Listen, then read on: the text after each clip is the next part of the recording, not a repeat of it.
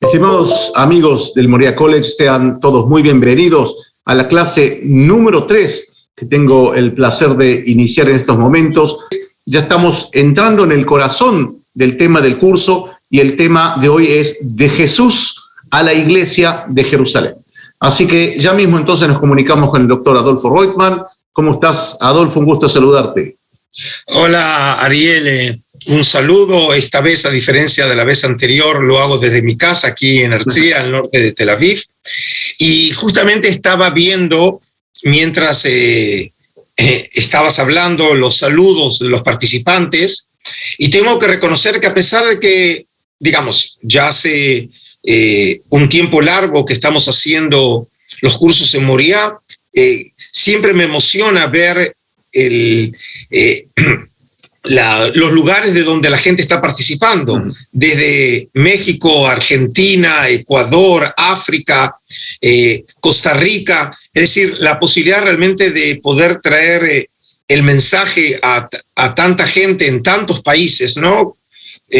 Como muchas veces vos mencionaste, democratizando el conocimiento, ahora por medio de la tecnología. Y ciertamente hoy con la clase número 3 comienza el curso propiamente dicho. Es decir, obviamente teníamos, y como los alumnos mismos lo reconocieron, que era muy importante poder hacer por lo menos un repaso rápido de los dos módulos anteriores para refrescar la memoria y tener presente por lo menos los temas más importantes. Y hoy vamos a comenzar precisamente a subir ahora el edificio. Y el primer tema que quiero tratar en el día de hoy es sobre la resurrección de Jesús y la experiencia de Pentecostés. La crucifixión de Jesús en el madero no representó, por rara paradoja, el final del movimiento encabezado por el Nazareno. Por el contrario, este evento resultó el comienzo de una revolución política, social y espiritual que habría de cambiar la historia de la humanidad. Según la tradición evangélica, en donde la historia y la leyenda piadosa se conjugan sin distinciones, la muerte del Galileo se vio seguida por su resurrección. La misma se vio acompañada por una posterior serie de apariciones a los seguidores, sean de carácter privado, por ejemplo a María Magdalena, a Simón, a Tomás, o colectivas en Galilea o Judea, confirmando de esta manera a sus ojos su condición mesiánica de Cristo. Y así nos... Pasado el sábado, al alborear el primer día de la semana, María Magdalena y la otra María fueron a ver el sepulcro. De pronto se produjo un gran terremoto, pues el ángel del Señor bajó del cielo y acercándose hizo rodar la piedra y se sentó encima de ella. Su aspecto era como el relámpago y su vestido blanco como la nieve. Los guardias atemorizados ante él se pusieron a temblar y se quedaron como muertos. El ángel se dirigió a las mujeres y les dijo: vosotras no temáis, pues sé que buscáis a Jesús el crucificado. No está aquí, ha resucitado, como lo había dicho. Venid, ved el lugar donde estaba. Y ahora id enseguida a decir a sus discípulos: ha resucitado de entre los muertos, se irá delante de vosotros a Galilea. Allí le veréis. Ya os lo he dicho. Y ellas partieron a toda prisa del sepulcro con miedo y con gran gozo y corrieron a dar la noticia a sus discípulos. Y en esto Jesús les salió al encuentro y les dijo: Dios os guarde. Y ellas acercándose se asieron de sus pies y le adoraron. Y entonces les dice Jesús: no temáis, id, avisad a mis hermanos que vayan a Galilea, allí me verán. Como es de suponer, no está obviamente en la capacidad de los historiadores confirmar o desaprobar la certitud histórica de esta creencia. Lo único que los estudiosos pueden establecer con certeza es que la creencia en la resurrección, sin tener antecedentes bíblicos claros y definitivos en este sentido, se había convertido en una doctrina establecida desde mediados del siglo II antes de nuestra era en adelante. Un testimonio en este sentido es el presente en el libro de Daniel, que les recuerdo es el libro más tardío incorporado a la colección palestinense de las Escrituras. Y así está escrito en el capítulo 12. En aquel tiempo surgirá Miguel, el gran príncipe que defiende a los hijos de tu pueblo. ¿Será aquel un tiempo de angustia como no habrá habido hasta entonces otro desde que existen las naciones. En aquel tiempo se salvará tu pueblo, todos los que se encuentren inscritos en el libro. Y ahora viene obviamente el versículo. Muchos de los que duermen en el polvo de la tierra se despertarán, unos para la vida eterna y otros para el oprobio, para el horror eterno. Los doctos brillarán como el fulgor del firmamento y los que enseñaron a la multitud la justicia como las estrellas por toda la eternidad. Y aquí es un texto que claramente, Daniel 12, un texto algo así como primer tercio hasta mediados del siglo II, formula claramente la creencia en la posibilidad de la resurrección. Pero ¿cómo habría concebido el autor de Daniel la resurrección? ¿Física o espiritual? Entonces llevaría a suponer que el sabio israelita habría supuesto que el Nefesh sería llevado al cielo para brillar en lo alto y estar junto con los ángeles. Sin embargo, el libro de 2 Macabeos, escrito originalmente en griego para finales del siglo II antes de nuestra era, habría concebido la resurrección de una manera físico-corporal, asumiendo que los mártires volverían a recuperar sus cuerpos originales. Por ejemplo, en 2 Macabeos nos dice en el capítulo 7, al llegar a su último suspiro, habla de los 5 hijos de la mujer, 7 hijos de la mujer que fueron torturados por los griegos. Tú, criminal, nos privas gente, pero el Rey del mundo, a nosotros que morimos por sus leyes, nos resucitará una vida eterna. Es decir, el texto claramente implica que se habla de una resurrección física. Otra prueba de que la idea de la resurrección habría sido concebida con un carácter físico es la presente en un texto hallado entre los rollos del Mar Muerto llamado 4Q Pseudo Ezequiel, el 4Q 385, y datado para finales del siglo I antes de nuestra era, en donde la visión original del profeta se refiere a la famosa visión de Ezequiel 37 con los huesos que vuelven a la vida, fue entendida en nuevos términos.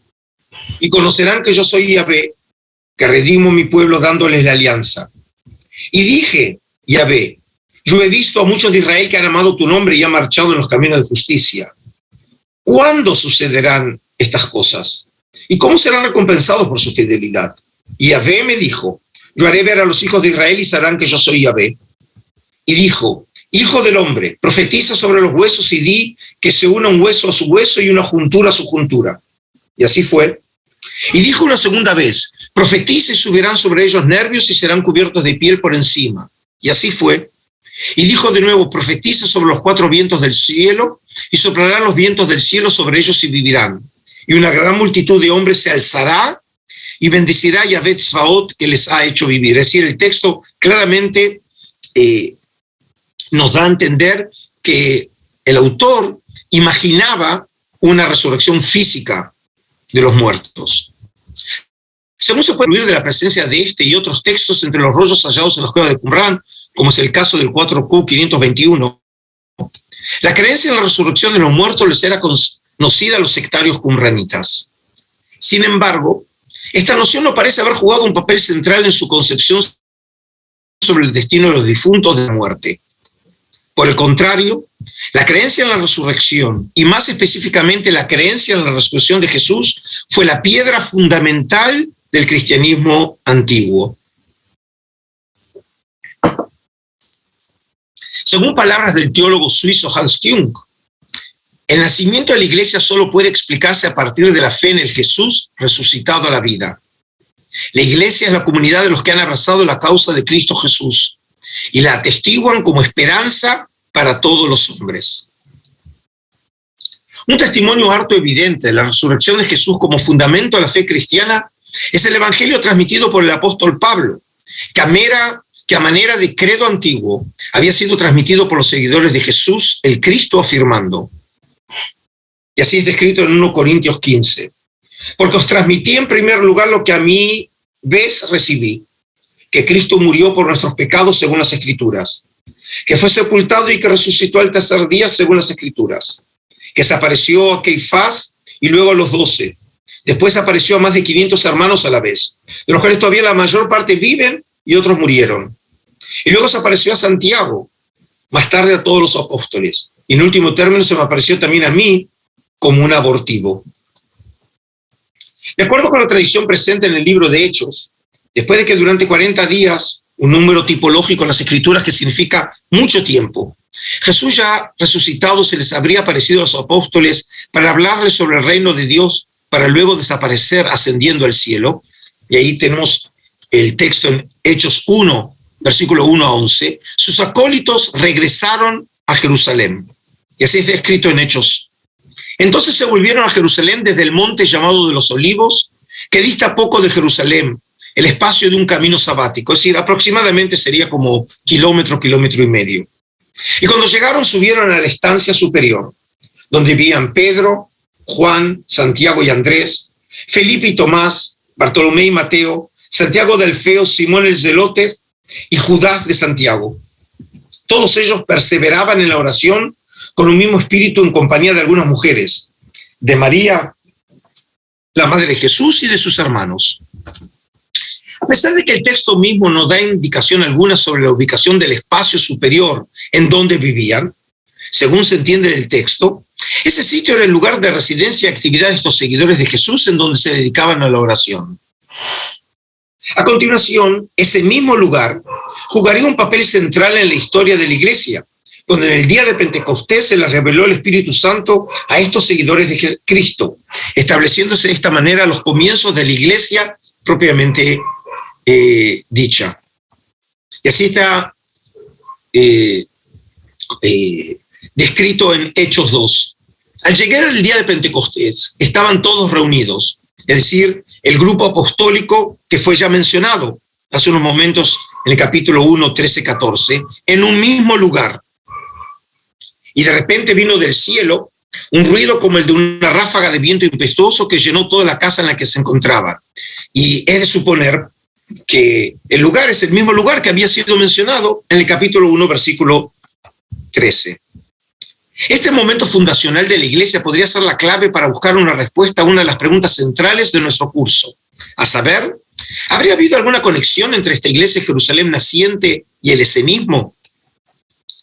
A continuación exploraremos tanto el componente espacial como el temporal de este evento excepcional, con la esperanza de encontrar en ellos algunas pistas que nos permitan elaborar una hipótesis de trabajo al respecto. B. La Iglesia de Jerusalén y la conexión esenia. Y ahora el primer componente va a ser el componente espacial, es decir, la estancia superior.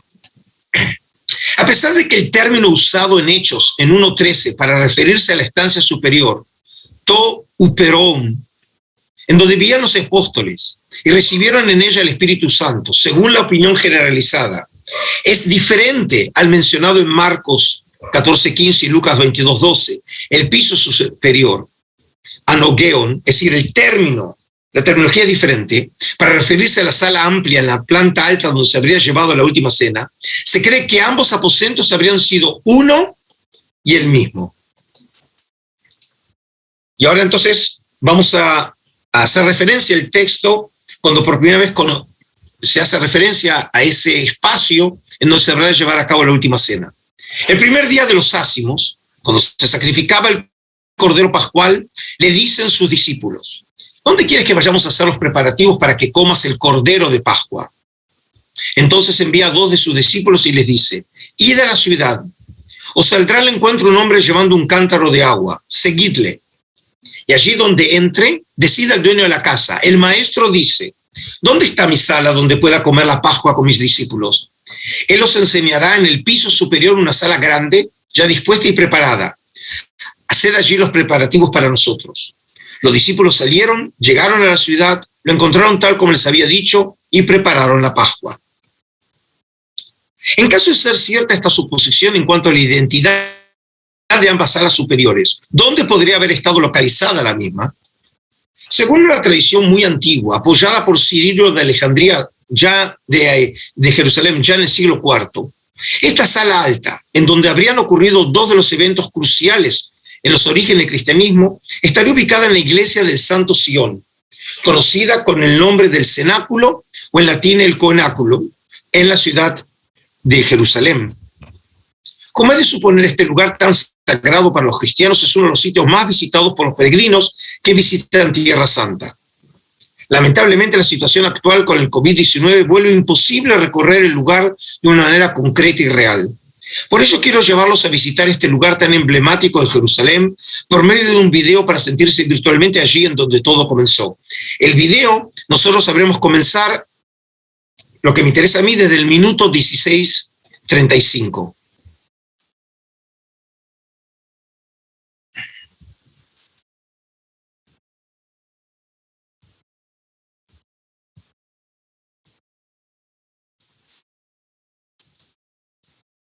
Regresando al punto donde se divide el camino, tomaremos ahora hacia la izquierda para dirigirnos, como lo indica el letrero, al lugar donde se encontraba el cenáculo, el lugar donde, en la última cena, Cristo lavó los pies a sus discípulos para enseñarles el mandamiento del amor y del servicio. Y al instituir ahí la Santa Misa, pidiéndoles que celebraran siempre eso en memoria suya, instituyó también el sacramento del orden sacerdotal, convirtiendo a los apóstoles en sacerdotes.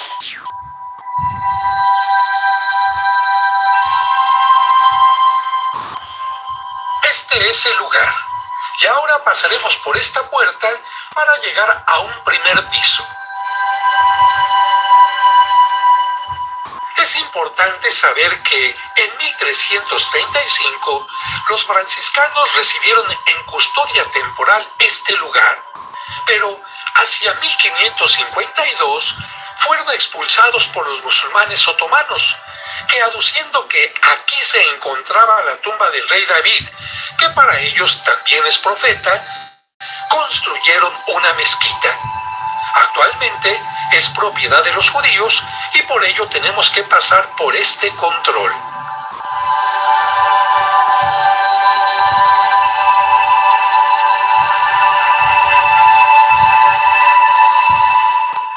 Curiosamente, antes el sitio fue propiedad de una familia árabe, hasta que en 1967 fue incautada por el Ministerio del Culto israelí, que actualmente permite el paso a todos los visitantes.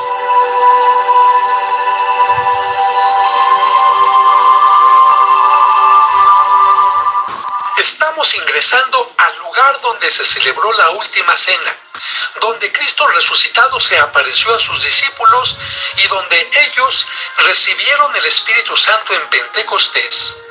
Pero recordemos que en el año 70, cuando los romanos destruyeron Jerusalén, también destruyeron el cenáculo. Lo que vemos actualmente no es la construcción original, sino solo el lugar donde se encontraba. En el siglo II, los primeros cristianos ya habían construido aquí una pequeña iglesia que en el siglo IV convirtieron en basílica, pero lamentablemente fue dañada en el año 614 por los persas y en el 1009 destruida por el califa Hakim. Se pudo reconstruir entre los siglos XIII y XIV con un estilo gótico y en 1552 fue convertida en mezquita. Afortunadamente, respetaron este capitel que muestra la figura de un pelícano que alimenta con su propia sangre a sus polluelos. La imagen recuerda el sacrificio de Cristo celebrado permanentemente en la Eucaristía que instituyó en este lugar. El 23 de marzo del año 2000, Juan Pablo II celebró aquí una misa privada. Fue la primera Eucaristía celebrada en este sitio después de varios siglos. Benedicto XVI lo visitó el 12 de mayo del 2009 y el Papa Francisco celebró también la misa el 26 de mayo del 2014. La escultura de bronce en forma de olivo fue colocada por la Asociación Católica después de la restauración.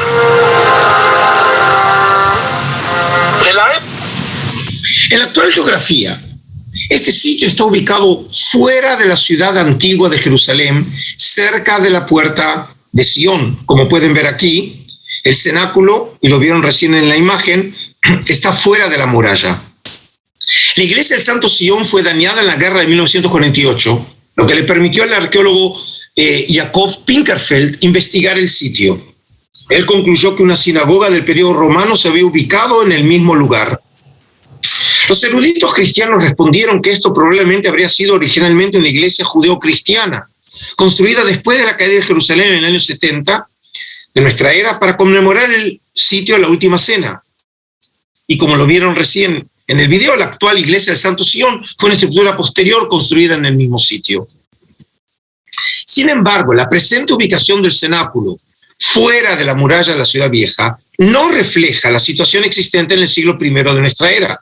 Según sabemos, en la época del Segundo Templo la situación habría sido totalmente diferente, cuando ese mismo sitio habría estado localizado dentro de la ciudad de Jerusalén.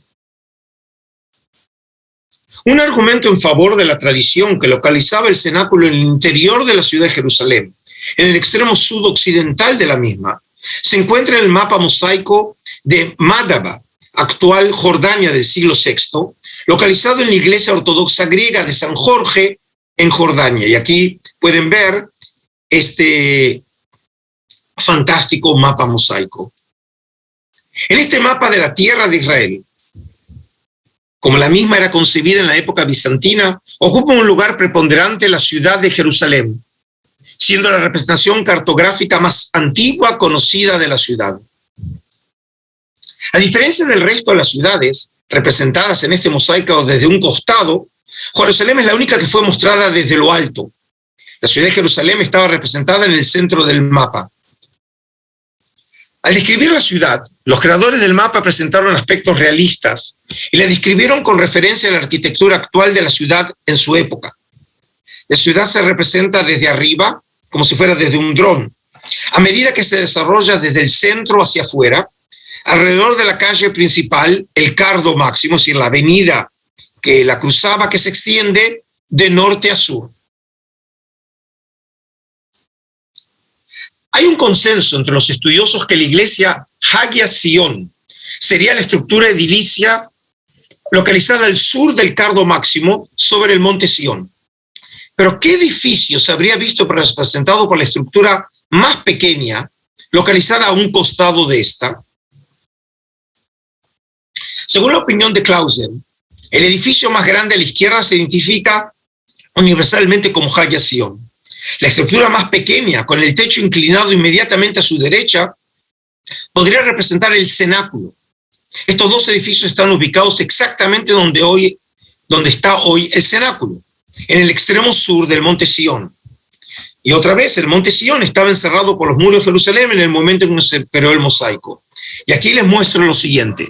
Aquí tenemos el mapa del mosaico de Madaba, donde en el área del monte Sion, y aquí está el cenáculo, y aquí tenemos cómo está representada la ciudad de Jerusalén en la época bizantina, a partir del relato que se llama El Peregrino de Bordeaux, es decir, de Francia, que llegó en el primer tercio del siglo IV, y en donde coloca también la basílica de Hagia Sion como dijimos, en la esquina sudoccidental de la ciudad de Jerusalén. Seguramente ustedes se estarán preguntando a estas alturas, ¿qué tiene que ver la localización del cenáculo con la conexión esenia a los primeros cristianos? Pues bien, la respuesta estaría en los escritos de Flavio Josefo, quien habría localizado la puerta de los esenios de la ciudad de Jerusalén en la época romana, en el monte Sion, precisamente en la misma zona en donde la tradición cristiana acostumbraba a ubicar el cenáculo. Pero vayamos por partes para entender la argumentación en toda su complejidad. Ante todo, veamos dónde ubicaba Josefo la puerta de los esenios al describir los muros de Jerusalén. En Guerra, Josefo escribe lo siguiente: el muro empezaba al norte en la torre Hípicos. La torre Hípicos, junto con otras dos torres, estaban localizadas en lo que hoy sería la puerta de Jaffa en Jerusalén, y comienza a describir entonces el recorrido del muro hacia el sur, y se dirigía hacia el lugar llamado el Xisto. Tocaba luego la salida de Consejo y finalizaba en el pórtico occidental del templo. Del lado del oeste, a partir del mismo lugar, se prolongaba por el lugar denominado Betzo hasta la puerta de los esenios. Daba vueltas hacia el sur, más allá de las fuentes de Siloé, en donde se dirigía hacia el oriente, en dirección de la piscina de Salomón, y continuaba hasta el lugar denominado Ofla, donde alcanzaba el pórtico oriental del templo. Es decir, estaba haciendo este recorrido. Acá está la torre de Hípicus, el recorrido, como dije, hacia el sur, y luego, precisamente donde estaba la puerta de los esenios, era cuando el muro giraba hacia el este. Siguiendo la descripción de Josefo, entonces, la puerta de los esenios habría estado localizada en el monte Sión, que es este área, por la cual se habría acostumbrado a entrar al barrio esenio de Jerusalén. Y esto es porque, según se acostumbraba en la antigüedad, el nombre de la puerta se debía al grupo de personas que vivían en sus inmediaciones, sea su origen o profesión, práctica que luego también la conocemos hasta la época moderna. Es decir, entonces, por esa puerta se entraba y salía al barrio de los esenios. Para que ustedes se ubiquen, les muestro ahora dónde estaría ese barrio esenio en la actual ciudad vieja de Jerusalén, a saber, fuera de la muralla que rodea la ciudad. Es decir, aquí tienen la ciudad de Jerusalén vista desde el sur, aquí tienen el barrio judío, aquí tienen la muralla de Jerusalén, y este es el monte de Sión que está fuera de la muralla, es donde hoy está localizado el Jerusalem University College, que sea casualidad o no, también soy profesor de ese college americano. ¿Acaso tenemos testimonios literarios que corroborarían la posibilidad de que los esenios hayan vivido en Jerusalén? Voy a traerles dos argumentos. Uno, en el rollo de la guerra, uno de los rollos de Qumran, dice lo siguiente, en la columna 3, y cuando se retiren del combate para volver a la línea, escribirán en las trompetas de retirada, Dios reúne, y las trompetas del camino de regreso del combate con el enemigo para volver a la congregación de Jerusalén. Es decir, el texto presupone que aquellos que habrán de participar en la batalla habrán de volver a Jerusalén, suponiendo que residían ahí. Y ahora en el libro de Antigüedades de Josefo cuenta la siguiente historia. Había un esenio llamado Manahem, es decir, Menahem, de vida honesta suficientemente comprobada, el cual recibió de Dios el don de prever el futuro. En general, los esenios eran reconocidos como aquellos que realmente podían predecir los eventos futuros. Y en cierta oportunidad, cuando Herodes, todavía joven, iba a la escuela, y aquí, por supuesto, como era de esperar, Herodes hubo de recibir su educación en la ciudad de Jerusalén, considerada el centro religioso e intelectual de Judea en la antigüedad. Y de aquí la conclusión, entonces, que Menahem, el esenio, era un residente de la ciudad. Lo miró atentamente y lo saludó dándole el título de rey de los judíos. Es decir, el hecho de que Menahem se encontrara en esa escena, podemos también suponer que era también el lugar de su residencia. En caso de estar en lo cierto, entonces, el barrio esenio habría estado localizado exactamente en el lugar en que el cenáculo habría estado localizado en la época romana, es decir, dentro de la primera muralla de Jerusalén, y no como en el caso de hoy, fuera de ella. Es decir, este es un punto muy importante. Nosotros tenemos que tener en cuenta la geografía, cómo era hace 2000 años atrás y no cómo es la situación en el día de hoy. Suponiendo que ciertamente los seguidores de Jesús hayan estado localizados en el monte Sión, según se puede concluir a partir de la tradición establecida en la época bizantina, que ubicaba el cenáculo y tal vez la estancia superior en donde se había revelado el Espíritu Santo en el día de Pentecostés, cerca de la iglesia Haya Sión, entonces no sería irrazonable suponer que estos primeros cristianos habrían estado de una u otra manera conectados o asociados con los esenios, residentes en el barrio esenio, localizado en la esquina sudoccidental de la ciudad de Jerusalén. A esta argumentación se le puede sumar la desarrollada por Brian Capper, quien analiza las directivas de Jesús para el lugar de la última cena, en Marcos 14, 12 y 16 y paralelos, texto que no tiene paralelo en Juan, demostrando la buena relación entre Jesús y los esenios. Específicamente Capper, como otros exégetas anteriores, puso atención al hecho tan llamativo que Jesús le dijera a los discípulos: id a la ciudad, os saldrá al encuentro un hombre llevando un cántaro de agua. Seguidle y allí donde entre decida el dueño de la casa, el maestro dice: ¿dónde está mi sala donde pueda comer la Pascua con mis discípulos? A partir de estas directivas por parte de Jesús, Capper concluyó 3 deducciones con claras implicancias históricas. 1. La comunidad que vivía en este lugar estaba compuesta de varones célibes, y por ello puede ser un varón quien se ocupaba de esta tarea propia de mujeres. 2.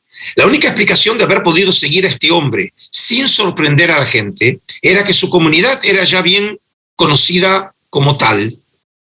3. La directiva supone que Jesús debía ser suficientemente conocido por el dueño de casa como para no requerir otra identificación que las palabras el maestro. No le dice quién es.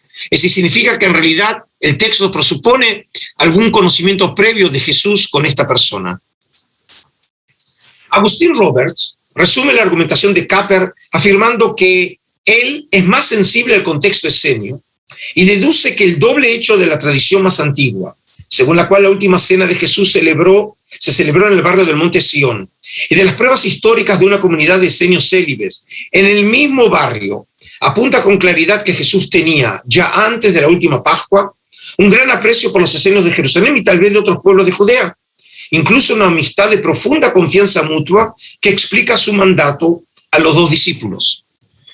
Y nosotros ya, si recuerdan, en la clase anterior cuando hablamos de Jesús, dijimos que hay algunos elementos en Jesús que presuponen algún tipo de conocimiento precisamente del movimiento esenio. En la medida de estar en lo cierto, entonces, la conexión esenia de los primeros cristianos, más específicamente la primera generación de los seguidores de Jesús, con el movimiento esenio estaría ahora establecida con una cierta probabilidad desde un punto de vista espacial. Si así fuera el caso, entonces, es de suponer con bastante probabilidad que las primeras conversiones, unas 3.000 personas según Hechos 2:41, ocurridas después del discurso de Pedro en 2:14-36, habrían tenido como origen estos mismos círculos esenios. 2. El componente temporal, el día de Pentecostés. Según nos cuenta el libro de Hechos de los Apóstoles, la aparición del Espíritu Santo a los seguidores de Jesús ocurrió el día de Pentecostés, conocido en hebreo como Shavuot, semanas. Es decir, el periodo de 7 semanas que separa la celebración de Pascua con la de Pentecostés, que en griego Pentecoste es 50, haciendo referencia al día 50 desde el comienzo de la cuenta de las semanas. ¿Acaso fue una simple casualidad? ¿O cómo se podría suponer el hecho de que sucediera ese mismo día tendría algún significado? Más específicamente, ¿qué podría aportar este componente temporal al asunto de la conexión esenia que nos preocupa? La celebración de Pentecostés, originalmente una festividad de carácter agrícola, como aparece en Éxodo y Levítico, había pasado a estar asociada en el judaísmo, el segundo templo, con la idea de renovación de la alianza entre el pueblo de Israel y Yahvé. Para algunos grupos, incluso esta festividad pasó a ser la más importante del calendario judío. Una prueba en este sentido es el testimonio presente en el libro apócrifo de Jubileos, una obra escrita originalmente en hebreo a mediados del siglo II ante nuestra era, y hoy preservada en una versión completa en etíope clásico y en hebreo en 15 manuscritos fragmentados entre los rollos del Mar Muerto, en donde se afirmaba que esta festividad era celebrada en los cielos desde el día de la creación. Y así está en Jubileos 6. Dio a Noé y sus hijos una señal de que no habría otro diluvio sobre la tierra. Puso un arco en las nubes como señal de pacto eterno de que no habría ya nunca más diluvio sobre la tierra para destruirla. Por eso quedó establecido y escrito en las tablas celestiales que celebrarían la festividad de las semanas en este mes, una vez al año, para renovar la alianza todos los años. Y toda esta festividad se venía celebrando en los cielos desde el día de la creación hasta los días de Noé. Siguiendo esta misma tradición religiosa, las comunidades sectarias reflexos de Qumran habrían celebrado también su renovación anual del pacto, incluyendo la incorporación de los nuevos miembros durante la festividad de Shavuot. Esta conclusión no se deriva de un texto definitivo, sino antes bien es una inferencia de distintos documentos. Por un lado, en la regla de la comunidad se nos cuenta sobre la ceremonia que se celebraba para incorporar a los nuevos miembros del grupo como hacían los ya veteranos. Y así nos dice la regla de la comunidad. Y todos los que entren en la regla de la comunidad establecerán una alianza ante Dios para cumplir todo lo que ordena y para no apartarse de su seguimiento por ningún miedo, terror o aflicción que suceda durante el dominio de Belial. Belial es el nombre del Satán en el rollo del Mar Muerto. Cuando entren los sacerdotes y los levitas, bendecirán al Dios de salvación y a todas las obras de su fidelidad, y todos los que entren en la alianza dirán amén, amén. Los sacerdotes contarán los actos justos de Dios en sus obras poderosas y proclamarán todas sus gracias misericordiosas con Israel. Y los levitas contarán las iniquidades de los hijos de Israel, todas sus transgresiones culpables y sus pecados durante el dominio de Belial. Y todos los que entren en la alianza confesarán después de ellos y dirán, etc. Como parte del ceremonial, los sacerdotes debían bendecir a los miembros del movimiento y los levitas maldecirlos, es decir, claramente en una división dualista. Y los sacerdotes bendecirán a todos los hombres del lote de Dios que marchan perfectos en todos sus caminos y dirán, que os bendiga con todo bien y que os guarde de todo mal, que ilumine vuestro corazón con la inteligencia de vida y su gracia con conocimiento eterno, que eleve sobre vosotros el rostro de su gracia para paz eterna. Y los levitas maldicirán a todos los hombres del lote de Belial.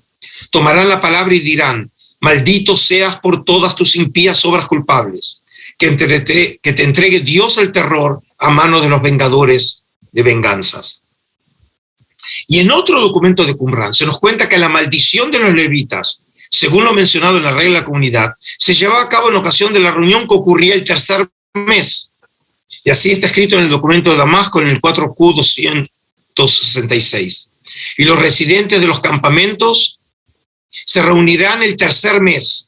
Y en otro manuscrito de Qumran, el 4Q 275, que solo 3 fragmentos han sobrevivido, también hacen referencia al tercer mes y maldecirán los que se desvíen a la derecha y a la izquierda de la Torá. Es decir, los residentes de los campamentos, el documento de Damasco se refiere probablemente a ciudades o aldeas en donde residían los esenios, no precisamente los qumranitas, pero se van a reunir todos juntos en el tercer mes. Como la celebración de Shavuot ocurría en el tercer mes del calendario hebreo, el mes de Sivan, los estudiosos suponen, por tanto, que el ceremonial de renovación del pacto habría sucedido durante la festividad misma, unos días antes o algunos después. Y aquí quiero hacer un comentario marginal, una nota. Daniel Weinstub, que es un colega de Moriah College y también en lo personal colega del Museo de Israel, acaba de publicar hace poco tiempo un artículo provocador en donde sugiere que esta ceremonia de renovación de la alianza en Shavuot habría sido la función principal del sitio de Qumran. Y aquí tienen el artículo de Cavendish Renewal Ceremony as the main function of Qumran and Religions número 21, que incluso lo pueden bajar del internet. Es decir, que en este caso él identifica a Qumran como el lugar preciso a lo que haría referencia el documento de Damasco, en donde los habitantes o residentes de los campamentos venían, según entiende él, a Qumran precisamente para llevar a cabo esta renovación del pacto. Y si a todo ello le sumamos el hecho que, de acuerdo al calendario solar utilizado en Qumran, la festividad de Shavuot se celebraba siempre el día domingo. Aquí tienen una reconstrucción del calendario hecha por el gran arqueólogo israelí Yigael Yadin, que publicó el rollo del templo, y en su publicación, a partir de ese documento, reconstruye el calendario solar y precisamente muestra que la festividad de Shavuot es celebrada a mediados del mes de Sivan, el día domingo. Esto es importante porque la celebración de Shavuot, según la tradición farisaico-rabínica, es el 6 de Sivan, mientras que en el calendario solar esenio qumranita siempre cae el día domingo 15 de Sivan, considerado en la tradición cristiana como el Día del Señor, en memoria de la resurrección de Jesús. Entonces, todo ello nos llevaría a concluir que el hecho de que el evento de la aparición del Espíritu Santo haya sucedido también en ocasión de la celebración de Pentecostés, en Shavuot, dando de esta manera nacimiento en ese día a la Iglesia de Jerusalén, en su carácter representante institucional de la nueva alianza, siguiendo la tradición prevaleciente en círculos presectarios, como en jubileos o esenios qumranitas en la regla de la comunidad o documento de Damasco, de renovación de la alianza ese mismo día, sería la clave para suponer una conexión esenia. Pero en un reciente artículo, Brian Capper, profesor de Canterbury Christ Church University, propuso una hipótesis mucho más osada, y así dice: es una notable coincidencia de que el relato de los hechos sitúe el nacimiento de la comunidad cristiana en la fecha calendárica en la que otro grupo del siglo I, los esenios, se reconstituía como comunidad. Periódicamente reafirmaba su compromiso absoluto de obediencia a la Torá del Sinai, promocionaba a sus miembros sagrados superiores y admitía nuevos miembros. Es poco probable que esta coincidencia se produzca solo por la influencia de la tradición exegética relativa a la entrega de la ley en el Sinaí en el relato de los Hechos. Es más plausible que existiera algún vínculo histórico entre las estructuras de organización y creencia en la cultura religiosa judía palestina del siglo I, que situaba la dimisión en las agrupaciones religiosas en torno a la fecha de Pentecostés, como lo vimos en Qumran, y entre los esenios, como se atestigua en otros lugares entre los esenios, y la admisión en Pentecostés de un gran número de creyentes en la primera comunidad de Jerusalén de los seguidores de Jesús después de la Pascua. Por lo tanto, debemos tomar en serio la evidencia de Hechos 2, de que los primeros cristianos pueden haber empleado formas organizativas similares a la regla de la comunidad. Y aquí les recuerdo que la regla de la comunidad es uno de los manuscritos sectarios claves hallados entre los rollos del Mar Muerto. Según él argumenta, entonces, el lugar del suceso de aparición del Espíritu Santo, el barrio Esenia, y la ocasión, el día de Pentecostés, habría sido el disparo inicial para una conversión en masa e integración de esenios al movimiento de Jesús, como tenemos en Hechos 37-47. Como resultado de ello, los primeros cristianos habrían usado formas organizacionales, como ser la comunidad de bienes, similares a la presente en la regla de la comunidad, marcando con ello una conexión directa e inequívoca entre el movimiento esenio y la naciente iglesia. En caso de estar en lo cierto, pues, que tanto el componente espacial, la estancia superior, como el temporal, el día de Pentecostés, en la historia de la aparición del Espíritu Santo, en Hechos 2, apuntaran a una conexión esenia, sería necesario ahora explorar en otros aspectos o asuntos convergencias o similitudes entre el esenismo y la iglesia de Jerusalén, para poder establecer de una manera concreta y sólida alguna relación histórica o genética entre ambos movimientos del judaísmo antiguo. Ese será precisamente el tema de la última parte de esta clase. Es decir, en otras palabras, es cierto que el argumento parece ser muy sólido, pero todavía uno podría decir que son en realidad circunstanciales. Es decir, la cuestión es si podemos ver elementos concretos en la iglesia de Jerusalén que apuntarían a esa conexión esenia. Entonces, en esta última parte vamos a ver la iglesia de Jerusalén y el esenismo, convergencias terminológicas, rituales y organizacionales. Es decir, vamos a ver tres categorías diferentes para explorar una posible conexión. Empecemos entonces con la convergencia terminológica, la autopercepción de la agrupación. Primero, por ejemplo, vamos a ver términos. Por ejemplo, el término santos. En Hechos 9 respondió Ananías: Señor, he oído a muchos hablar de ese hombre y de los muchos males que ha causado a tus santos en Jerusalén. Es decir, cuando hace referencia a los seguidores de Jesús, los llama santos. Y esa misma terminología la encontramos, por ejemplo, en la regla de la comunidad, que no entre en las aguas para participar en el alimento puro de los hombres de santidad, pues no se han purificado. Otro, por ejemplo, la utilización del término nueva alianza, que obviamente tiene como origen el libro de Jeremías. En 2 Corintios 3 dice: el cual nos capacitó para ser ministros de una nueva alianza, no de la letra sino del espíritu, pues la letra mata, mas el espíritu da vida. Y también esa terminología la encontramos en el documento de Damasco, y el día del ayuno según los que habían hallado los que entraron en la alianza nueva en la tierra de Damasco. Es decir, también para hablar sobre esta agrupación o movimiento, ellos se autoperciben como la nueva alianza. En ambos casos, inspirados por el profeta, la terminología que encontramos nosotros en Jeremías. La expresión el resto de Israel. Por ejemplo, en Romanos 9 escribe Pablo: Isaías también clama en favor de Israel, aunque los hijos de Israel fueran numerosos como las arenas del mar, solo el resto será salvo. Y también en el rollo de la guerra, en todos los decretos de tu gloria, ha habido un recuerdo de tu gracia en medio vuestro para ayuda del resto, los sobrevivientes de tu alianza. Es decir, el percibirse cada uno de los grupos también como bajo el concepto de resto. Y por último, la comunidad fundada sobre la roca. En Mateo 16 dice así: replicando Jesús le dijo: bienaventurado eres Simón, hijo de Jonás, porque no te ha revelado esto la carne ni la sangre, sino mi Padre que está en los cielos. Y yo a mi vez te digo que tú eres Pedro, y sobre esta piedra edificaré mi iglesia, y las puertas del Hades no prevalecerán contra ella.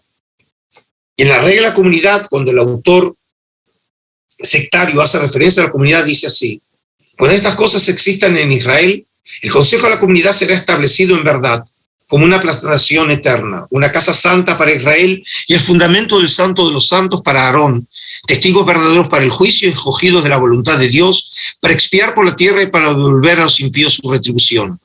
Ella será la muralla probada, es decir, está hablando de la comunidad, la piedra angular preciosa cuyos fundamentos no vacilarán y no temblarán en su lugar. Es decir, también la comunidad para describir a la comunidad se utiliza la imagen de la piedra. La similitud en el uso de cierta terminología no es obviamente una prueba decisiva para establecer relaciones históricas, y mucho menos genéticas, entre ambos movimientos religiosos. Sin embargo, la suma de varios casos, y especialmente el uso del concepto específico de la nueva alianza, podría ser un indicativo en este sentido. 2. Convergencia ritual, la comida comunitaria. En Hechos 2 se habla precisamente de una práctica que se va a transformar en central en el cristianismo antiguo. Acudían al templo todos los días con perseverancia y con un mismo espíritu, partían el pan por las casas y tomaban el alimento con alegría y sencillez de corazón. En 1 Corintios 10 escribe Pablo: la copa de bendición que bendecimos, ¿no es acaso comunión con la sangre de Cristo? Y el pan que partimos, ¿no es comunión con el cuerpo de Cristo? Porque aún siendo muchos, un solo pan y un solo cuerpo somos, pues todos participamos de un solo pan, que obviamente alude aquí a la Eucaristía. Y en el 1Q, regla de la congregación, que es un texto, no es la regla de la comunidad que vimos, es otro texto, funcionaba como un tipo de apéndice al que nosotros llamamos regla de la congregación, que era un texto de carácter escatológico. Está describiendo en este texto que vamos a leer la cena escatológica, y dice así: y cuando se reúnan a la mesa de la comunidad o para beber el mosto, y esté preparada la mesa de la comunidad y mezclado el mosto para beber, que nadie extienda su mano a la primicia del pan y del mosto antes del sacerdote, pues es él el que bendice la primicia del pan y del mosto, y extiende su mano hacia el pan antes de ellos. Después el Mesías de Israel, el primero, el que lo hace es el Mesías de Aarón, es decir, el Mesías sacerdotal, y ahora el Mesías de Israel, extenderá su mano hacia el pan y después bendecirá toda la congregación de la comunidad, cada uno de acuerdo con su dignidad, y según esta norma actuará en cada comida cuando se reúnen al menos 10 hombres. Algunos autores han creído identificar en la práctica de la comida comunitaria entre los esenios qumranitas una usanza que podría haber inspirado o influido en la conformación de la institución de la Eucaristía entre los primeros cristianos. Sin embargo, otros desechan esta posibilidad, considerando las comidas de una naturaleza totalmente diferente. Así es el caso de Antonio Piñero, cuando afirma, también un profesor de Moriah College: tampoco la celebración de la Eucaristía puede ponerse en pie de igualdad con las comidas comunales de los esenios. Prescindiendo de la debatida cuestión de si en la última cena de Jesús histórico se dio realmente una institución de la Eucaristía, o si esta celebración fue más bien una comida de despedida con un claro contenido escatológico. Lo cierto es que el carácter sacramental de esa cena cristiana, el aspecto de memorial de la pasión del Salvador, la participación de mujeres en ella en las bendiciones sobre el pan y el vino pronunciadas en orden inverso al judío. Es decir, nosotros los judíos primero bendecimos el vino y luego el pan, y acá vieron precisamente a la inversa. Y tampoco al principio de la comida, sino como cuadrando toda la acción sacramental, hacen de la Eucaristía cristiana algo muy diferente de una comida comunitaria. Es decir, aquí el profesor Piñero es muy cuidadoso de no ver simplemente rasgos formales que implican aquí una relación histórica, sino dicen, cuando los analiza, vemos que tienen un carácter diferente estas comidas comunitarias. 3. Convergencias organizacionales. Y la primera vamos a ver la comunidad de bienes. En un mundo helenístico romano, caracterizado por tensas relaciones entre ricos y pobres, debido a la brecha social y económica existente entre ellos, la institución de la comunidad de bienes resultó ser una práctica innovadora, destinada a paliar esta grave injusticia. Por ello es notable que tanto la Iglesia de Jerusalén como el movimiento eseno-qumranita se hayan caracterizado por adoptar y promover esta usanza tan original e idiosincrática. En Hechos 2, cuando son los comienzos mismos de la Iglesia de Jerusalén, dice: Acudían asiduamente a la enseñanza de los apóstoles, a la comunión, a la fracción del pan y a las oraciones. El temor se apoderaba de todos, pues los apóstoles realizaban muchos prodigios y señales. Todos los creyentes vivían unidos y tenían todo en común. Vendían sus posesiones y sus bienes y repartían el precio entre todos según la necesidad de cada uno. Josefo, en Guerra, en el libro 2, cuando habla de la práctica de los esenios, dice así: desprecian la riqueza y practican entre ellos un maravilloso espíritu de comunidad. Ninguno de ellos es más rico que otro, porque su ley prescribe que los adherentes a su secta deben entregar todos sus bienes a la corporación, de modo que no hay entre ellos ni las estrecheces de la pobreza ni la vanidad de la riqueza. La comunidad de los bienes da a todos un patrimonio único, como si fueran hermanos. Y también la regla de la comunidad, en la columna número 6, alude también a la comunidad de bienes cuando hace referencia al final del procedimiento por el cual los nuevos miembros se incorporaban al grupo. Y cuando se complete ese segundo año, será inspeccionado por autoridad de los numerosos. Y si le sale el lote de incorporarse a la comunidad, lo inscribirán en la regla de su rango por medio de sus hermanos para la ley, para el juicio, para la pureza y para la puesta en común de sus bienes. Es decir, aquí tenemos que tanto la iglesia de Jerusalén como la descripción, la práctica entre los esenios de Josefo, como también en los rollos del Mar Muerto, todos aluden a la comunidad de bienes. Sin embargo, la convergencia en la práctica de comunidad de bienes entre estos dos movimientos no se habría debido necesariamente a las mismas razones ideológicas. Según lo afirma Piñero, y aquí nuevamente él trata de decir, no basta simplemente de ver que hay una relación formal, sino hay que ver si la ideología detrás de la práctica es la misma. Y dice así: la comunidad de bienes entre los cristianos primitivos muy poco tiene que ver con la esenia. Tenía esta, es decir, la esenia, un fin y una motivación distinta. Entre los cristianos parece estar ausente el sentido fundamental de la comunidad de bienes, tal como probablemente la entendían los esenios, a saber, la devolución a Dios de la propiedad de la tierra y los bienes de Israel a través de una posesión común de ellos por parte de la comunidad esenia, que era el nuevo Israel, cuyo dueño era Dios. La divinidad era la única propietaria, pero cada uno de los esenios disponía del derecho privado de uso de algunos bienes. Por el contrario, de los bienes vendidos voluntariamente y voluntariamente puestos a disposición de la comunidad, los cristianos no conservaban ningún derecho de posesión y autonomía.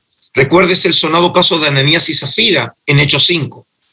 Esa comunidad cristiana de bienes, por cierto, bienes vendidos a personas de fuera, hecho prohibido para los esenios, estaba dictada por motivos de orden escatológico y práctico.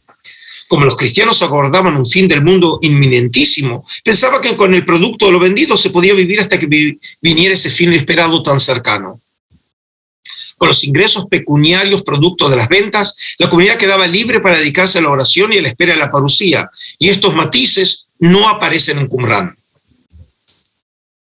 Por el contrario, Bryan Capper es mucho más asertivo y positivo que Piñero al afirmar que la práctica tan parecida entre ambos movimientos podría suponer un contacto histórico entre ambos. Es decir, que a pesar de que puede ser que haya motivos diferentes, el hecho mismo de que la práctica haya sido adoptado por dos movimientos en sí misma no es algo que podemos dar por sobreentendido. Y así dice Capper. Dado que dos conjuntos de fuentes parecen atribuir la misma práctica a componentes de dos movimientos judíos que existieron en la misma y pequeña región de Judea, el balance de probabilidades es más bien a favor de algún tipo de conexión entre ellos. De lo contrario, debemos atribuir a la mera coincidencia que Lucas retrata a los primeros cristianos de Jerusalén realizando una práctica común en su entorno geográfico. Líderes de la comunidad.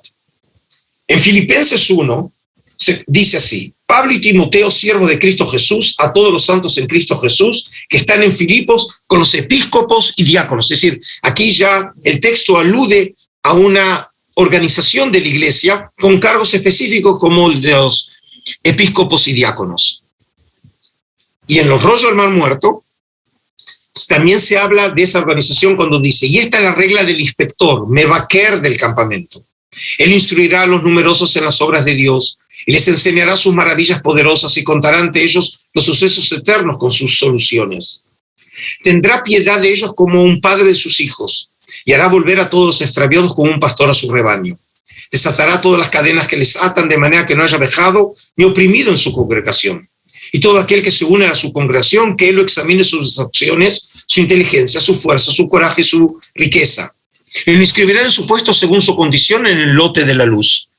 Que ninguno de los miembros del campamento tenga autoridad para introducir a nadie en la congregación contra la decisión del inspector del campamento. Y que ninguno de los que han entrado en la alianza de Dios ni lleven ni de nada a los hijos de la fosa, excepto de mano en mano. Y que nadie haga un contrato de compra o de venta sin informar al inspector en el campamento y hacer un contrato. Es decir, claramente, el documento de Damasco trata de delinear las funciones de este inspector o mevaquer.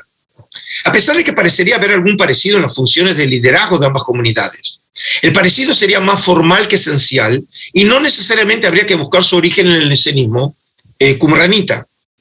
En palabras de Piñero, es dudoso también que pueda probarse que la organización de la comunidad cristiana hubiera copiado un modelo qumránico. Y esto porque la institución de los obispos, similar a la del mevaquer o inspector qumranita, aparece por primera vez en la iglesia de Filipos, por tanto en un ambiente helénico, es decir, ¿qué relación habría entre esa comunidad en Filipos frente a la realidad palestinense? La preponderancia de los maestros, semejantes al masquil qumranita en el gobierno del grupo cristiano primitivo, o la presencia de diáconos como ayudantes en tareas sociales, o de los ancianos, los presbíteros, como regente de la comunidad, son un fenómeno que también se da en el mundo griego y antiguo en general, y no es necesario, pues, postular una copia de Qumran o influjo directo. Es decir, quiero que vean que sistemáticamente el profesor Piñero trata de enseñarnos que hay que ser muy cuidadosos cuando simplemente buscamos relaciones formales y a partir de ahí establecer relaciones históricas. En suma, entonces, no se puede establecer una relación histórica genética definitiva entre la Iglesia de Jerusalén y el esenismo. A pesar de que algunos rasgos característicos del cristianismo jerosalemitano parecerían sugerir una convergencia con el esenismo, como ser la localización de los seguidores de Jesús en el barrio esenio de Jerusalén, el nacimiento de la iglesia en el día del Pentecostés, o el uso de una terminología común, santos, resto de Israel o nueva alianza, otras características no implicarían necesariamente esa relación, como sería en el caso del ritual Eucaristía frente a la comida comunitaria, o de la organización, comunidad de bienes y liderazgo. En este último caso, las similitudes serían más bien unas ilusiones ópticas, sin poderse establecer una clara relación genética entre ellas. En algunos casos habría sido el resultado de desarrollos independientes o a lo sumo de influencias circunstanciales propias de la atmósfera cultural y social común del mundo greco-romano judío. Esta evaluación ambigua de las similitudes o convergencias entre ambos movimientos religiosos ha llevado a los estudiosos a alcanzar conclusiones distintas e incluso opuestas a la hora de opinar sobre la conexión esenia.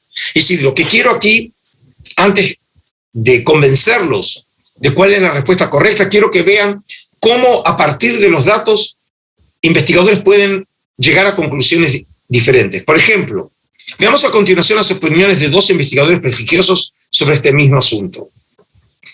Ahora, el profesor Piñero ya vieron cuál es su línea de interpretación, fíjese cómo él concluye. La comunidad de bienes entre los creyentes, tal como aparece al principio del libro de Hechos. Las comidas comunitarias que describen Pablo y el Didaje, que es una obra del cristianismo antiguo, probablemente escrita en el siglo II de nuestra era. La práctica del bautismo como rito de iniciación y purificación para la entrada en el grupo. El principio ético fundamental del amor al prójimo. La dedicación de gran parte del día a la oración y al estudio de las Escrituras. Todo ello queda hoy mucho más claro. Se entiende y se sitúa mejor en esa época de espera ansiosa de la llegada del Mesías si se leen los textos correspondientes a la comunidad de Qumran. Es decir, en este caso él dice, los textos de Qumran nos permiten aclarar y entender el espíritu y prácticas de los cristianos. Por otro lado, sin embargo, de la semejanza de tales concepciones y prácticas comunitarias no puede obtenerse un argumento de estricto parentesco. Es decir, como él dice, no es suficiente para poder establecer una relación genética, ya que debieron de formar un elemento básico y común de la religiosidad del momento en los grupos apocalípticos judíos de Palestina. Es decir, en este caso él dice que forma parte de un trasfondo cultural común y por eso no es posible establecer una relación genética histórica, que es lo que nosotros estamos tratando de explorar.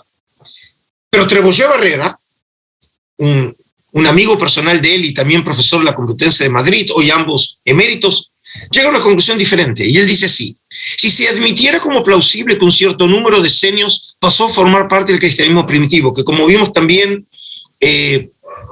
Capper también afirma eso, y que son también esenios los anónimos personajes englobados bajo ciertas alusiones a los evangelios, los que aguardan el reino de Dios, o de los Hechos de los Apóstoles una multitud de sacerdotes aceptada la fe, porque les recuerdo que el término esenio no aparece en el Nuevo Testamento, y según Trebollé Barrera, dice, probablemente esté mencionado bajo otra terminología. Tal suposición explicaría con mayor facilidad los giros y expresiones comunes entre el cristianismo primitivo y Qumran, las técnicas expositivas similares en la exégesis de la escritura, ciertas formas del pensamiento comunes y quizá la formación de un grupo especial de judeocristianos que más tarde se llamaron ebionitas y que no perecieron totalmente en la guerra contra los romanos y la destrucción de Jerusalén en el año 70 de nuestra era. Pero sobre todo podría aclararse el porqué del uso común, fenómeno curioso, de un grupo bien determinado de pasajes de la Escritura, por ejemplo Isaías, con igual interpretación mesiánica en el esenismo y el judeocristianismo, y la rápida evolución ideológica del cristianismo primitivo, basada en una exégesis del Antiguo Testamento, en muchos casos parecida a la esenia. Él dice, la relación genética, una relación histórica entre esos grupos, permite explicar mucho mejor muchos de esos parecidos que ya no simplemente serían contextuales, sino serían específicos, a diferencia de Piñero. Y aquí la conclusión final, entonces, de que la Iglesia, nacida a partir de la creencia fundamental en la resurrección de Cristo, se habría constituido como un fenómeno social y religioso independiente, sin derivarse genéticamente del esenismo. Es decir, estamos hablando de un movimiento y un grupo de personas que son diferentes del esenismo. Sin embargo, las convergencias y similitudes existentes entre ambos movimientos religiosos, en algunos casos muy específicas, como decía Trebollé Barrera, no descartarían la posibilidad de que haya habido alguna influencia o conexión histórica entre ellos, sea literaria o sociológica. La exploración de esta última posibilidad será el tema central del resto de los encuentros de este curso. Muchas gracias.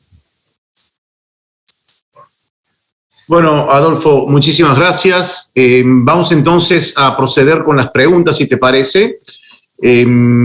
Iniciamos ahora. Pregunta Aurora Inés López Mora. Si la celebración de Shavuot en domingo es que pudo surgir la tradición de celebrar en domingo las reuniones en las iglesias cristianas y no en el Shabbat. No, la reunión y la importancia del domingo en el cristianismo antiguo tiene que ver con la tradición específica de que era el día de la resurrección del Cristo, es el día del Señor. Y en este caso vemos que los seguidores de Jesús empiezan a desarrollar prácticas y también a preservar en su memoria colectiva días que tienen que ver con la identidad de este grupo. Es decir, lo que tienen que entender es lo siguiente. Estamos hablando de seguidores de Jesús, pero en este caso también judíos. Y tienen que combinar, en este caso, sus prácticas, su ritual, sus ideas y creencias con una nueva fe, en este caso el Cristo. Y obviamente este grupo lo que trata también es de afirmarse en su identidad y por eso también va desarrollando, como vemos, la práctica de la Eucaristía, tenemos la práctica del bautismo, la celebración del día domingo, que es una manera de ir autoafirmándose como comunidad y grupo diferente dentro del mundo judío. Todavía recuerden que estamos en un momento que todavía la mayoría de este movimiento todavía son judíos, todavía no hemos llegado al momento en que este movimiento se abre a los paganos y obviamente entonces toman las cosas un curso diferente. Bien, continuamos con más. Pregunta Alicia Jadrosich. ¿Qué relación tenían los esenios con el resto de los grupos, saduceos, fariseos, escribas? Bueno, en este caso tenemos que verlo en el contexto de un fenómeno que por lo menos Josefo nos testimonia por primera vez en su narrativa cuando habla del fenómeno sectario, precisamente lo menciona por primera vez para mediados del siglo II, que sería la época de Jonatán el Macabeo. Y en este caso estamos hablando de unos grupos que obviamente es un tema muy complejo para desarrollar en una simple respuesta. Los esenios forman parte de esa, yo diría, fragmentación de la sociedad, pero otra vez estamos hablando de grupos de élite, es decir, estamos hablando de grupos que tienen una interpretación diferente de la tradición, van desarrollando también prácticas o interpretaciones diferentes de cómo llevarlas a cabo.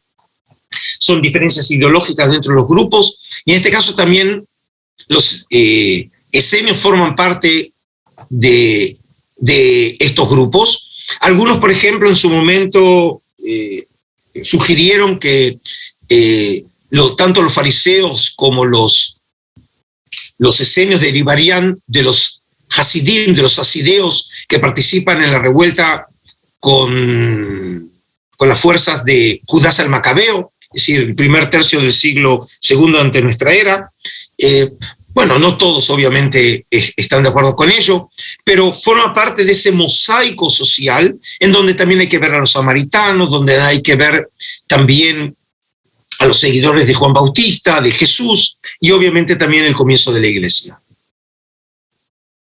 Ok, preguntan tanto Freddy como Lucía, ¿qué pasó con el grupo de los esenios? ¿Se asimilaron al cristianismo? ¿Desaparecieron? ¿Qué pasó con ellos en el siglo I? Bueno, yo espero que si tienen paciencia de seguir oyéndome a lo largo de las clases, también trataré ese tema. Nosotros recién estamos hablando del comienzo, en este caso, de este movimiento en el siglo I, y obviamente la pregunta apunta a acontecimientos que suceden para finales del siglo I, que tienen que ver también con la destrucción del Templo de Jerusalén y con los grandes eventos que afectan al judaísmo, y entre ellos también la separación de los seguidores de Jesús del cuerpo del judaísmo, final del siglo I, comienzo del siglo II. Así que les prometo que tocaremos ese tema más adelante. Ok, pregunta Ana Lucía Fernández, conceptos como misa, iglesia, ¿de dónde se crean estos términos, siendo que en los evangelios se habla de Shabbat, de sinagoga, del templo? Jesús no celebraba misas ni eucaristías. Bueno, lo que hay que tener en cuenta es que el cristianismo, como cualquier otra civilización, tiene una historia muy larga y compleja. Nosotros estamos ahora en lo que sería el momento inicial, eso es lo que ha tratado esta clase, es el momento inicial de un movimiento que se comienza a afirmar en sus ideas, en sus creencias.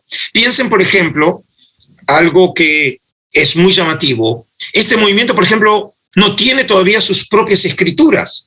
Es decir, los seguidores de Jesús, ¿qué escrituras tienen cuando se reúnen? Las mismas escrituras que tenían los judíos, porque no tienen otras. Y por eso, por ejemplo, cuando ellos van a tener que interpretar las escrituras, lo van a hacer desde una perspectiva obviamente cristocéntrica. Con el tiempo, se van a ir sumando a esas escrituras judías otras obras, como van a ser las cartas paulinas, como van a ser los futuros evangelios. Todavía no han sido escritos.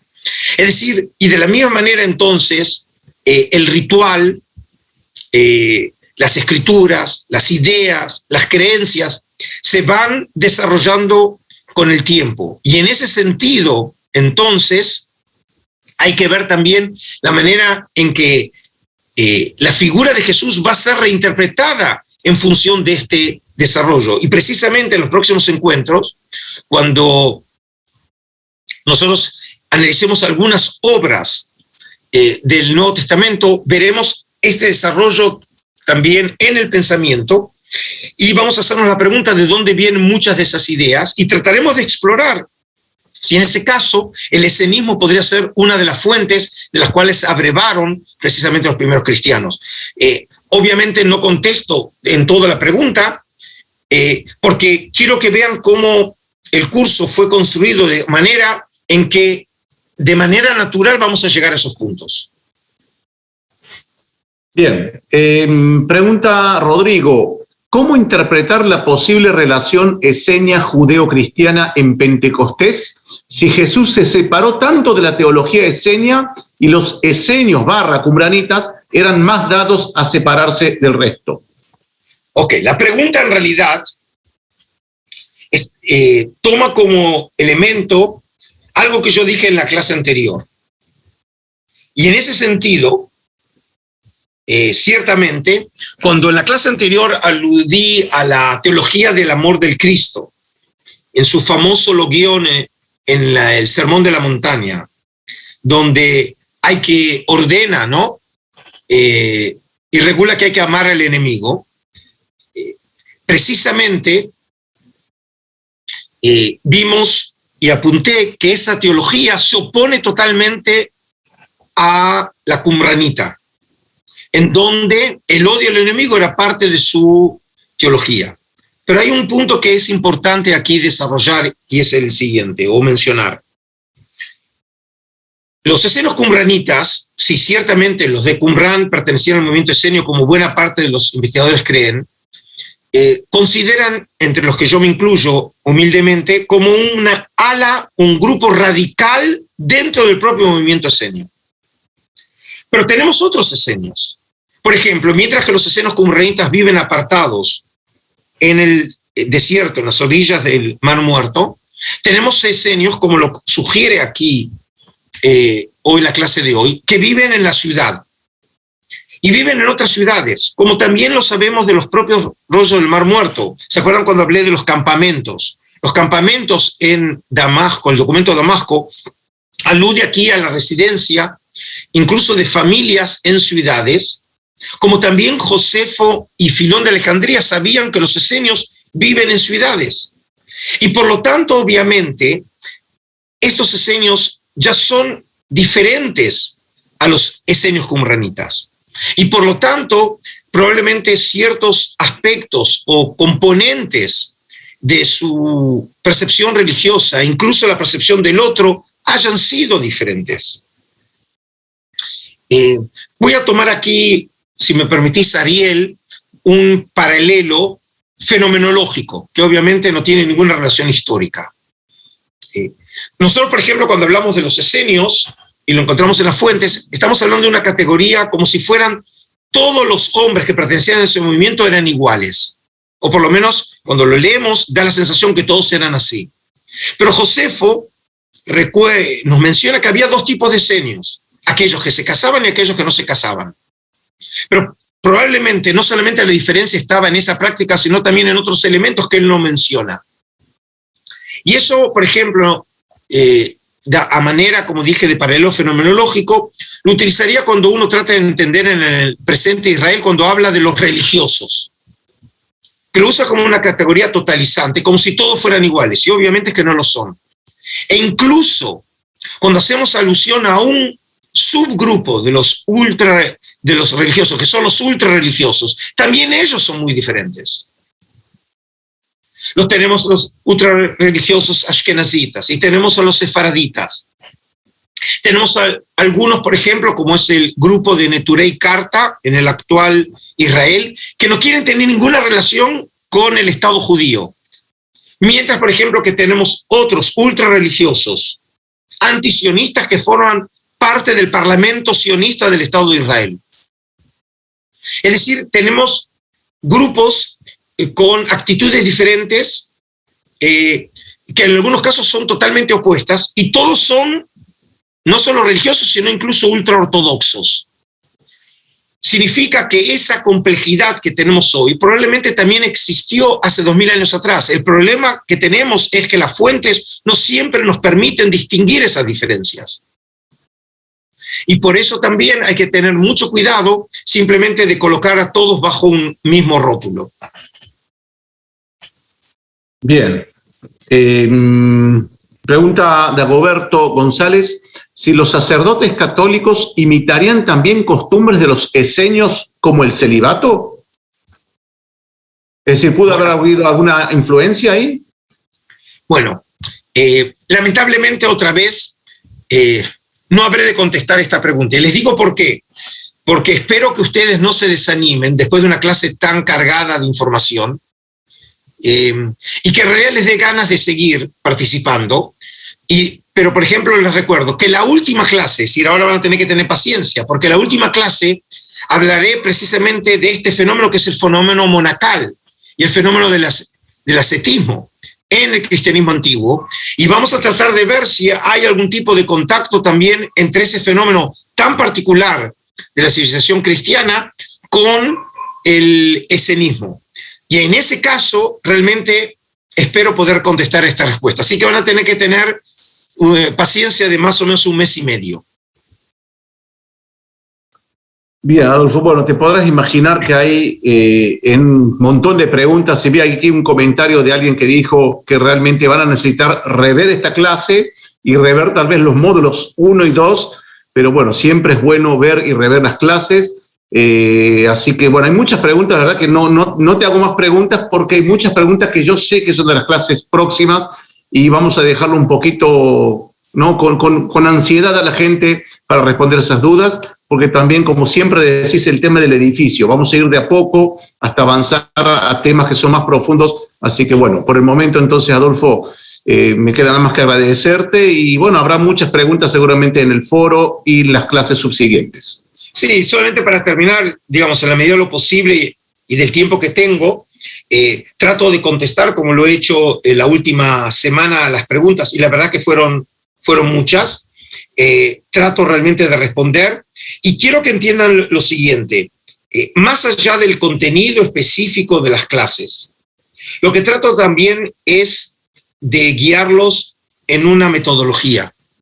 Es decir, me imagino que muchos de ustedes quieren respuestas a preguntas que yo también querría tener las respuestas y no siempre las tenemos. Y a veces queda en el aire sin poderla contestar.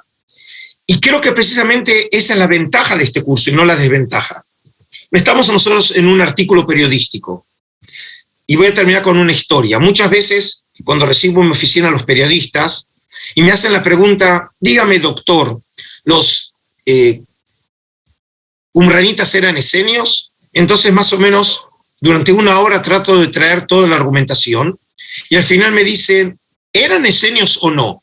Y digo, en realidad la respuesta es irrelevante. Lo importante de la respuesta fue la hora que invertí tratando de traer la argumentación. Yo entiendo que en una nota periodística no tienen lugar y no es el contexto para traer la argumentación, pero estas clases precisamente, y digamos los 3 módulos, en realidad les permiten ir construyendo esa argumentación que lentamente nosotros vamos construyendo para llegar finalmente a las respuestas que ustedes quieren alcanzar, que yo también quiero alcanzar, y más allá de la respuesta misma, espero que estén disfrutando el camino. Los saludo y que tengan un muy buen fin de semana y nos vemos, si Dios quiere, la próxima. Así es. Bueno, gracias, Adolfo. Nada más también un comentario, ya que lo mencionaste a nuestro querido amigo Antonio Piñero. También en el curso de él, aquellos que son miembros de la plataforma pueden ver temas que están relacionados con lo que Adolfo presentó hoy, que es el tema del Jesús histórico. Así que ahí van a poder también complementar mucha información y profundizar también sobre la relación entre Jesús y los esenios, que yo sé que hay muchísimas preguntas al respecto, así que los invito también a rever o ver las clases también del profesor Piñero.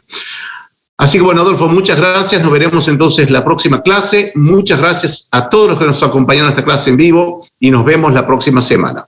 Un gran abrazo. Chao, chao.